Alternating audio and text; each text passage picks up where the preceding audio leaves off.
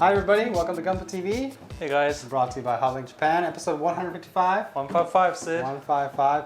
Now today I thought we'd talk about a non-Gundam Bandai kit. Ooh, a recent one. I've got the Nobunaga Fool here. Nobunaga the Fool. The Fool. Don't act the fool. And we're going to talk about him and what this kit kind of entails and also the gimmicks it has. So that's going to take a bit of time. So I figured, you know, we got some stuff to give away. We have a ton of stuff to give away. We should do that first. So the first giveaway in episode 155 is going to be those carry bags. Yes, and if people forgot, post the photo on the HobbyLink TV Facebook and get a bag. That's right. So if you bought the HG Neo-Zeong and you post a picture of yourself with it, you were entered to win this and bag. You had a 100% chance of winning, as we will find out. Well, we should state that we were aware that not many people could really throw down the money for that big kit, and then again the money for shipping that big kit.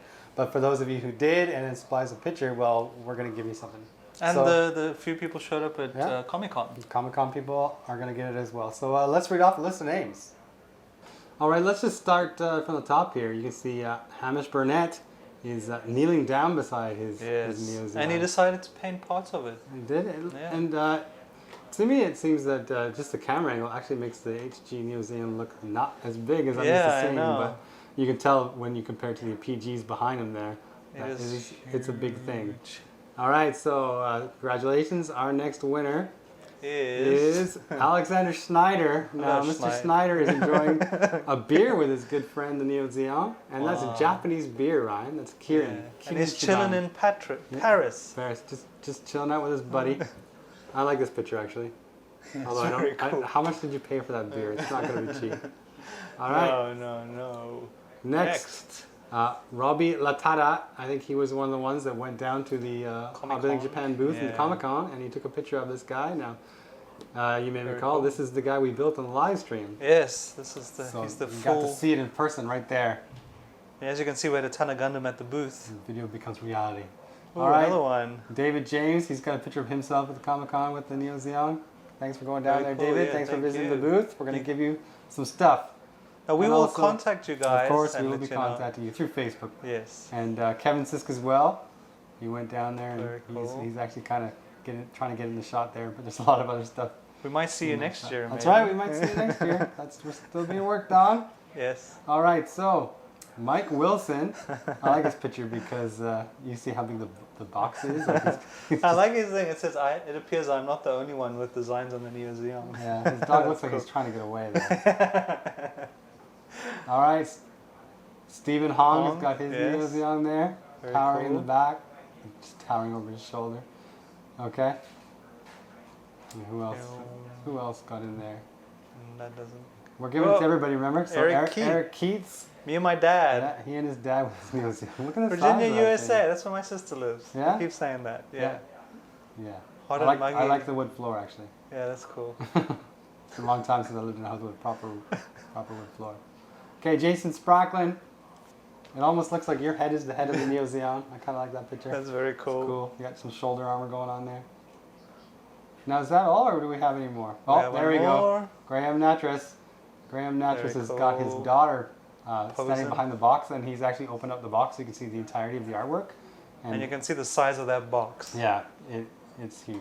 It's huge. All right. That might be it. Oh, wait. Hold on. Kazuma James Bruce. Very cool. He's just got a picture of the box. It just arrived. Where do you put that when it just arrives? Just stick it in the corner? Mine took up my doorway. Yeah. I think that is it. I think that's it. So we'll be contacting everybody who has posted their pictures here. Congratulations to all the winners. All right, congratulations to all the winners once again. You will get a bag in the post. We do appreciate you making the effort of showing us your Neo-Zeong. And those guys who made it to SDCC. Yeah. Awesome. Maybe we can meet you. We'll give you handshakes. Fresh and blood. All right, so. No, I don't know about that. Ryan might. Okay. Let's talk Plamo. Let's talk the Fool. The Fool. I've been called that a couple times. This is Nobunaga the Fool from a new anime. Yes. By the same name, Nobunaga the Fool. Now, Ryan, do you know who Oda Nobunaga is? No, I do not. Okay, do you know about the Sengoku Jidai? No, I do not. Okay, brief history for everybody who's like Ryan doesn't know. Sengoku Jidai is generally translated as the Warring States period, or the period of the country at war, which is basically you have one kind of powerful guy in a province here and one kind of powerful guy in a province here, and maybe another guy over here, and they just try to beat each other up, and whoever wins will get that province as well. And they're trying to expand their territory. So this is based on Japanese history? Oh yeah, Japanese history. Okay. Oda Nobunaga is famous. He's a real person. And what happens is Oda Nobunaga is one of the ones who started actually consolidating power and managing to kind of unify huge chunks of the country. And it got to the point where he became so big that he actually got betrayed by one of his closest generals, Akechi Mitsuhide. As it happens. And as it happens, yeah. Actually, a little trivia for everybody out there. You know the term Benedict Arnold? Yeah. Yeah, you know, he's a traitor. You call him a Benedict Arnold. In Japan, they'll call you Akechi Mitsuhide, which is the guy who betrayed... Or Brutus. Brutus, yeah. That's right. See, there's a term in every country. All right, so Nobunaga ended up being betrayed, and he had to commit seppuku, and then the work that he had kind of started got taken over by other people, and then, you know, not long after, the country was actually unified under Tokugawa, and then they had peace, finally, you know, after Sekigahara and everything else. But that's where Nobunaga fits in. It's like he was the one that kind of got the ball rolling and actually managed to accomplish stuff. And so when you talk about famous Japanese daimyo, Nobunaga's name, Oda Nobunaga's name, is usually the one that's brought up first, because he's probably the most successful. So, I don't know what that has to do with the anime. Well, the Fool. But the kit looks pretty cool. Yeah, the kit looks cool. So what we're going to do is I actually built this over the last couple of days, and I want to talk about kind of how the build is, and I want to talk about the gimmicks it has, and I also want to show everybody the sticker sheet. Look at that. That's the foil stickers. We're looking at like Valve Raid type sticker work here. Now, I'm not going to talk about stickers because that's time consuming. I'm going to talk about the kit. Yep. Okay, here's the Fool Oda Nobunaga, or Nobunaga the Fool. It's called in the anime. That's the name of it. And here he is. He's all dressed up in his armor. Now, for those who don't know, there's actually kind of two forms for this guy. You can actually take all of this armor off, and he looks quite different, actually. I'll show that, I think. But right now, I think the cool look is the Yoroi look in his armor. But there's gimmicks this guy has, and that's what I want to kind of show next. Now, I've never actually put him into these gimmick modes, but I definitely want to try because while assembling, I realized just how it's designed to do so. So first thing I'll do is I'll take off the sword. He doesn't need this anymore, but I should point out this is a fully functioning sword, right? It does come out. It's two parts, so you can paint the handle if you want and leave the blade at that silver color. Here we go. Put that aside. It's too dangerous to handle. I'll put this back on for now. Now, one thing I need to do, it's probably easiest if I pull off this backpack. I know this backpack is very, very important, and there's some gimmicks involved in this thing as well, but we'll get to that in a second here because I want to show the head here. You can see this head kind of mantle, I don't know what you want to call it. It actually attaches from the back, and you can pop it off, so hopefully I can get it off quite easily here with my big fingers. There it is. Pops off. Now this is his normal head without the top part of the helmet. I don't know what it's called. But what you actually do here is you take off these side gold pieces. 1, 2. And you replace the part now. This should come off quite easily, but it's not. I'm going to replace this kind of bent part with this part and put these back on again now. Give me a sec here. When you get this on, you then mount it to the back of his head again. Like this. Is this facing the right way? It's facing the right way? Ah, here we go. Sorry about that. I'm trying to look at the manual but not look at the manual because I have to keep an eye on what I'm showing on camera here. So let's put this in here. There he is now. Already he looks quite different. Actually, he looks like he's got ears, but we'll leave that alone here. I got to pull off this side shoulder armor, like so. Now, it has this thing that I thought meant that it was supposed to kind of open because it's attached in here like a hinge. But what you're actually doing is kind of popping the entire piece off of that, if it's tight fit though, and kind of spinning it around. So it goes on like this. And then we'll do that for the other side too. Make sure we don't break anything. Spin it around, put it back in. It doesn't swivel on this like I thought it might, but once you got that on, kind of turn these shoulder pads to the back and then mount this guy.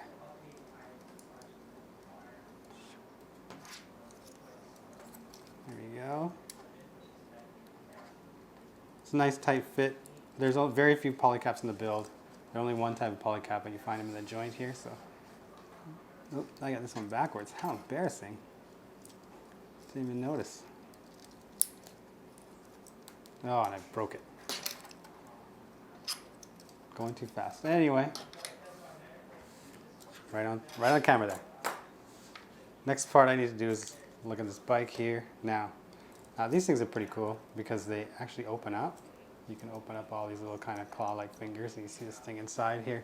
Now, I'm supposed to take these off first, of course. Take this off here, take this off here, take this off. And they give me a replacement part. I am meant to put it in here, like so. And then I can swing this part up and put these on the side. This little looks like kind of like a knife. It swings up. Put it on the side and then open these up like so. And we'll mount it here so you can see it just kind of towers over the top here. Everything's kind of spreading out.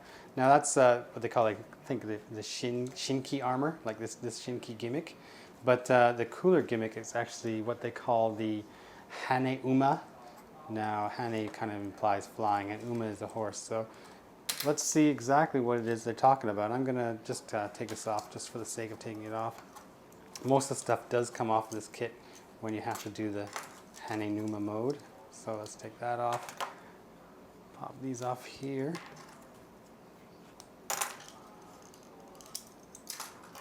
This goes back on here, so it's looking like it's a motorbike self so far. These are meant to attach at the bottom here, if I'm correct, but this should be facing the top, like so. There's a little tab here and a little groove here, like that. Now, what's this look like to you? Well, it's definitely looking kind of, I would say, motorbike-ish. So there's a couple other parts I need to get here. And these ones I haven't even taken off the runner yet, so I gotta grab these.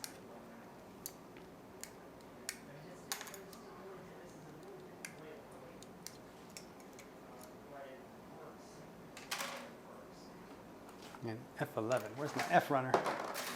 Where the F is my F runner?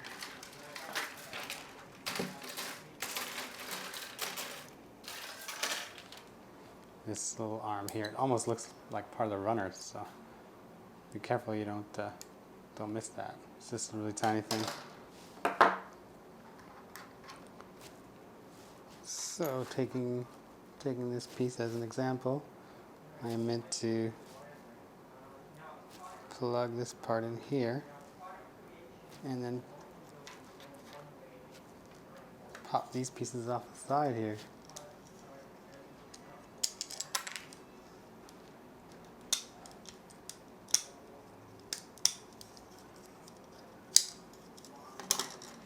And then I can, for example, attach that thing I just made here, the proper one here.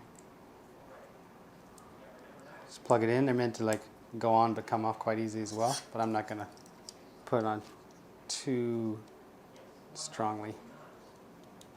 They can only go in one way. You can't like twist it. I just realized this now, so we'll have to be careful. We stick it in there, and that looks like a handle for sure. So I'll make this other one. Otherwise, he won't be able to hold on to his bike. That would be tragic.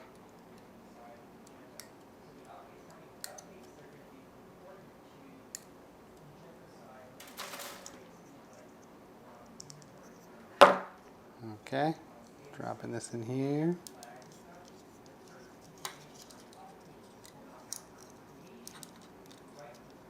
There you go. So, swing this up. Here we go. These actually can move, so you can adjust according to the position of your rider guy here. Now, I think this part comes off the front here and is meant to attach into here. It's all about branding, right? If I can get the angle right. Okay, there we go. Now, I have this piece I haven't touched yet off the C runner. It's quite large. And they include these because there is some kind of part swapping involved when you're doing this. It's not like just a total easy transformation. I mean, you're taking his armor and you're making it into basically a kind of like a bike. So you're going to need to do some kind of swap in here.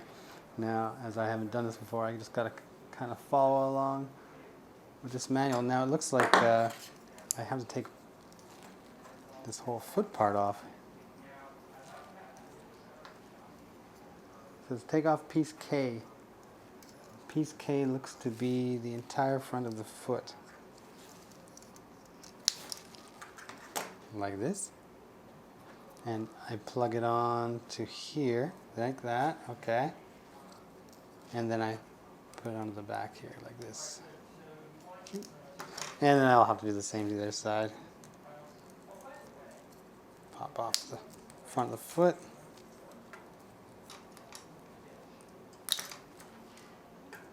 Got my piece here, plug it on, and then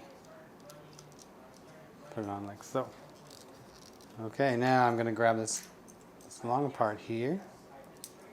Now C20 and 23 are the last pieces on this C runner, so I'm going to cut these off, 22 and 23.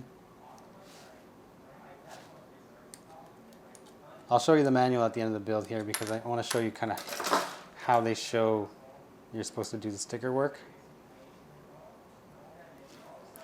Stick this in here like this.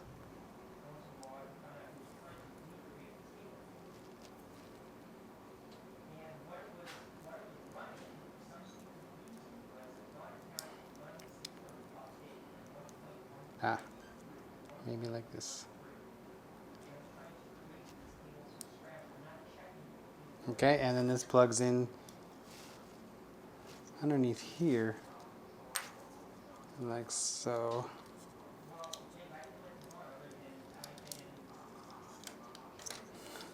Now, when I first saw this, I kind of thought it looks like something, and I wasn't sure if what I was seeing was kind of correct. Like, is that really what it's supposed to do?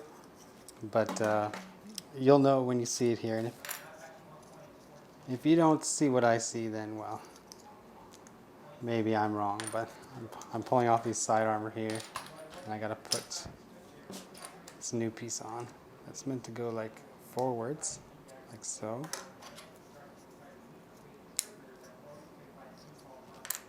Pull off the side parts here.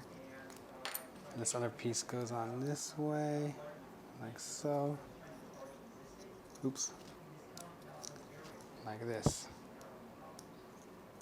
Like so. So I've got these, and now these are meant to just plug into the very bottom here.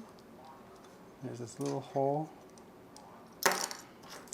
Now it should fit, looking at the groove. It's just a matter of, there it is, lining it up. Everything fits very, very specifically, which is probably why that piece broke on me the first time.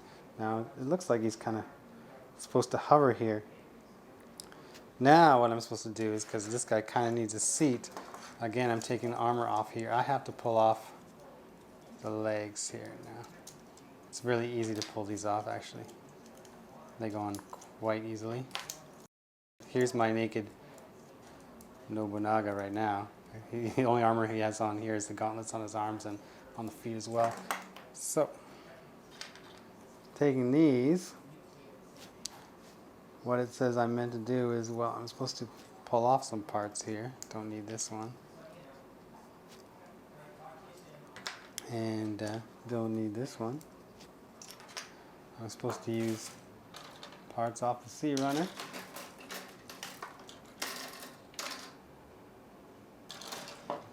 this and this. These two little fins here.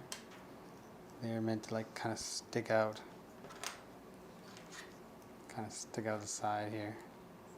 And then I also have like these little pieces, which look like they're meant to kind of slide up in here. Slide up inside there when you close this up, like so. One more. Slides up inside here.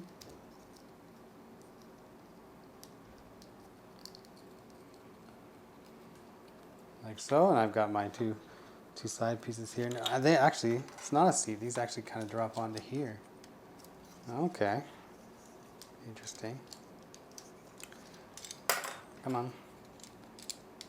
There we go.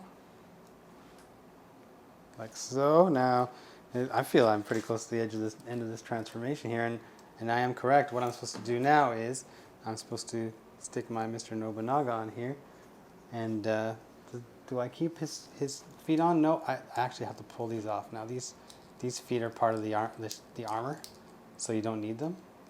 You can just pull them right off, and or pull his leg right off. Now the only polycap in this kit is this little round one, and they're used for the wrists, the ankles, and there's actually 3 in here for the torso, and 1 for the head as well. So that's the only polycap you'll find, but they actually work pretty well.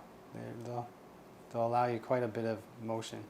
So of course there's other joint parts in there that help that. Now let's get this guy going here. I guess I don't need the gauntlets. Those can come off. All right. Drop him on here. Put your feet on the foot pedals. Grab onto here, big guy. Okay. There you go. Let's clear a space here. And here is the Haneuma. Not bad. I think it looks pretty cool. I mean, I'm interested to see what else Bandai brings from this anime as a model kit. And if this is any indication, it's quite a bit different than the Gunpla models. It is similar to Valrave, of course, with all the stickers, but just how they've chosen to design it, and not just the gimmicks, but the actual design of the suit itself, it is quite a bit different from a Gundam. So if you're interested in it, then by all means, like, you should check it out for yourself. Sorry, I forgot I'd mention that I've got to show you guys how the sticker work goes on. Now, we know with Bandai Gundam models, at the very back of the manual, there'll be the marking guide, and then you refer to that when you're putting stuff on. That's not the case with this suit. I mean, with this Nobunaga the Fool, and maybe I'm the fool for tackling this without realizing it, almost every entry, every block on this construction manual has a place for you to put a sticker. So every time you go to put a new part on, you're going to have to stick a sticker on there, and if you're not paying attention, you might get further along and realize, oh, I forgot to put the stickers on this part, and then you kind of have to go back. So please be careful, because you're doing stickering every step of the way. So there you go, Nobunaga the Fool. Apparently he's stupid the Fool. In that anime. I don't know. I have not seen the anime. If anyone's watched it, let us know. Yep. If it's worth our while. Yep. Before we get into questions, I just want to remind everyone about HobbyLink TV. We have been putting up a lot of new content recently. We have a Mac K fully painted and everything that looks pretty amazing. Even Kawa Yamamoto, is that his name? The Mac K. Yeah, creator. he actually liked that build, and was really impressed that the guy put it together so quickly. Yeah. But please, check out the blog. There's stuff going up all the time. Okay. Question, Sid? Yes, we got comments, Ryan. Should I go ahead with that? Yeah, you go ahead, because I got winners here. Yeah. Okay. Winners have to wait. That's right. Good things that we're waiting for. I guess. Kentrell, hey guys, I am so jealous about the Godzilla Cups. Thanks. We don't have them here in Bulgaria. But the movie, what can I say? Me and my cinema buddy saw the movie in a total of 7 or 8 times. I got goosebumps every time when he roared. Awesome. Yeah. It's a great movie. I can understand seeing it 7 or 8 times. I have not been back to the theater yet. However, after the original release of the movie in Japan, they started airing more commercials on Japanese television, and they started showing more of Godzilla. And even watching it on like a 40-inch television, I'm watching it. I'm like, Godzilla looks so good. Like, the reason why we don't watch it 7 or 8 times is that it's $20 a pop. Yes. Movies are ridiculously expensive. Unless you go on expensive. Cheap Wednesday or whatever. Yeah, like 9 Tuesday p.m. or movie day or. Yeah, but like there's not. Yeah, it's expensive anyway. Yeah, but it's good. Out of my head. Mm-hmm. Great show, guys. So since you might be coming to Comic-Con next year, have you already made list of snacks and food to grab while you're here that you may have had in Canada? Looking forward to seeing the completed Sea Pig. Yes, well, Ryan's probably not too familiar with the Canadian or American snacks. Well, I get some here from the Americans. That's right. So, but I do have kind Reese's. of a list. What's it? Reese's Pieces. Spoons? Yeah, that's just like sugar crack. I do have a kind of list in my head. It's like maybe the plane will land. I don't know. I'll go to 7-Eleven and I'll get a Slurpee and maybe an O. Henry or Mr. Big Chocolate Bar, maybe a Mars bar. Like, if we'd land up going, it'll be my first time going to America. Yeah. So I've never been to America, so I'm excited. My dentist is also excited. All those fillings are going to be sucked out by chocolate. That's right. Silent Eagle 3. You know, with all these meisters around that really don't compare to the enlightenment of Wang Master. Truly brilliant. On the side note, I'm feeling tempted to tick Mac K off the bucket list of model kits I need to try. Do it. Yeah, do it. Try them out, Mac K. Let us know what you think. It's a skill. If you have the skill. If you have the skills, if you have the goods, bring it. And Wang Master, you're becoming internet famous. You're welcome. Madoki. Yeah. Gunpla. Once you start, you can never go back. It's true. Like, can you imagine yourself like stopping, like just kind of walking away from it? I'm looking forward to when I retire I still work here? in a long time. Yeah. Where I can actually catch up. Okay. Instead of a pile of boxes. Okay. Let's talk winners. Winners. Episode 154. We had 493 comments as of this morning. So the first kit we're giving away. The HG Rezzle. Yeah, HG Rezzle. Favorite kit name. It goes to Crimson Blackbird. Yes. And he says, impressive stuff as always, guys. So any thoughts on the new Reconquista in G series from the trailer so far? Now, Ryan? Well, we know about Sid. Sid has very strong feelings. I don't have strong feelings. I have feelings, though. I have no feelings at this stage until I see it. Like, a lot of people have said the style looks really kiddie-fied. But it has space elevators, people. I remember seeing the trailer where the Self G is kind of swooping up towards the camera, and I thought, like, that is kind of old school look to it. Like, I can see why people might like that. It reminds me of kind of the original Gundams kind of thing, but wait and see. It's for kids. It says right in the wiki, man. It's for kids. Space elevators. Okay. What's next? The HG Delta Gundam. Now everybody wanted this one. Yeah. Understandably, I'm gonna show it again too. Like, bling bling. Look at that. Yeah. That is a whole bunch of bling. That's right a nice there. gold. Yeah. I'm kind of It's sad not to see too it go away. faux. You get my fingerprints on here too. Yeah. You're welcome. 469. Comment 469. This is Onitake, and he says, "Hi, Sid and Ryan. I live in the U.S. and this is the first time of hearing Yokai Watch. I guess it's not that popular over here yet, but I'm sure it will be soon. Yeah. Looking forward to see what the December releases will be and can't wait to see more episodes." Sweet. All right. Okay. Okay. Watch. And the big one, I guess. A lot of people wanted this one too. Yeah. The Epion. You can hear pieces rattling around in there. You've got some assembly to do. That's the Epion, and it goes to Tattletale. Tattletale.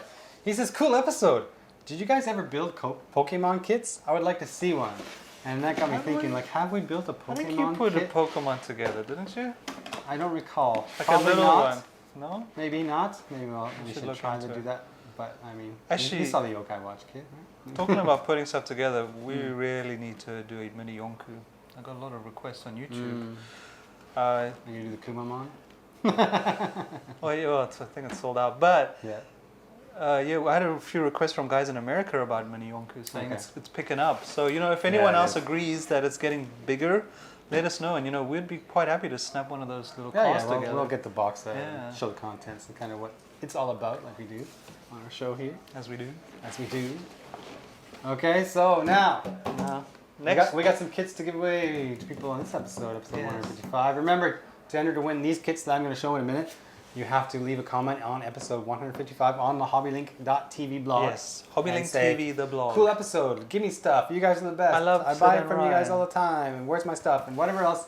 Yeah. And you're entered to win. Let's discontinue. Yeah. Discontinue. Where's my stuff? Okay, so we talked about Nobunaga the Fool, which is a Bandai kit, but non-Gundam. And I thought, why don't we give away a couple non-Gundam Bandai kits? So the first one we're going to give away. No, I think we gave away that one already. Yeah, we did. This is the Heat Metal. All right. Remember the Heat Rider for Kamen Rider Double? Yeah. Now I built this kit. Oh, that's one of the early episodes. Yeah, it's one of the early MG figurized kits that came out. It's one of the big ones. So for Kamen Rider fans. And there you go. It's all put together. Everything's in here, including the stand and everything else. And his fancy belt. I really liked him because you can make him do all kinds of like weird, crazy stuff. Like, come on now, chicks dig the stretch. All right. Hot yoga. Yeah, and his feet are even. Yeah. So when he goes up on his toes to spring up and stuff. It's like, I can do ballet just like anyone. That's right. Whoops. Sorry, guys. You didn't see what I just did. Yeah, he just took the foot off right now. Live television. Okay. Can you pirouette? Put it back in the box. It's all snap fit, baby. You can put it back together. Snap, snap, snap. Okay, so that's the first one. There's only 2 this week because they're kind of bigger. And this one, I hope there's something in here. If not, I'm going to be really embarrassed. Ooh, the British dog. Yeah, the scope dog. Yeah. This is a lot of fun. Now, I believe I showed it on the episode, but I didn't actually get around to doing this.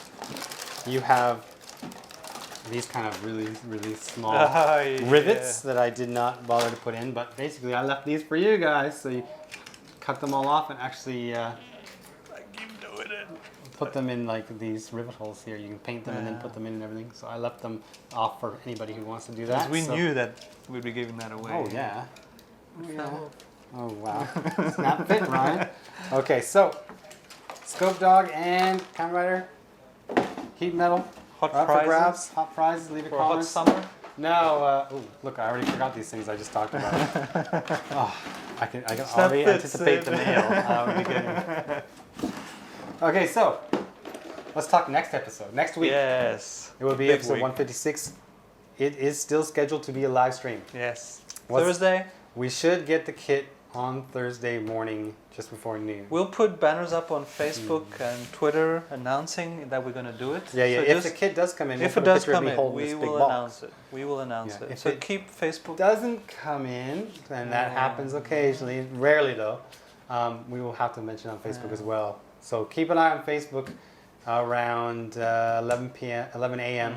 Japan time on Thursday the 28th, and you'll know whether we're doing it or not. And if we do got it, all systems go at 2 p.m. Sid will have his cutters out.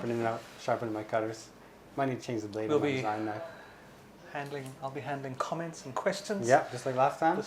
Remember, we only got 2 hours. Yeah. And I don't think we're gonna finish an MG that big in 2 hours, but we're gonna try and see what we'll try to do the interesting bits. If we I'm thinking we can do like 1 arm, 1 leg. I don't have to do both if they're the same kind of thing. So we'll try to give everybody a glimpse of kind of what it is. And if it shows up, first time built on the internet. That's right. Yeah. Send all your buddies. We can watch together. Yeah. Hold hands, sing Kumbaya. Is that what you do in Africa? Around the campfires? Yes. We don't have campfires in Japan. No. There's no Kumbaya either. No. Okay. Okay. No clapping your hands and stamping your feet.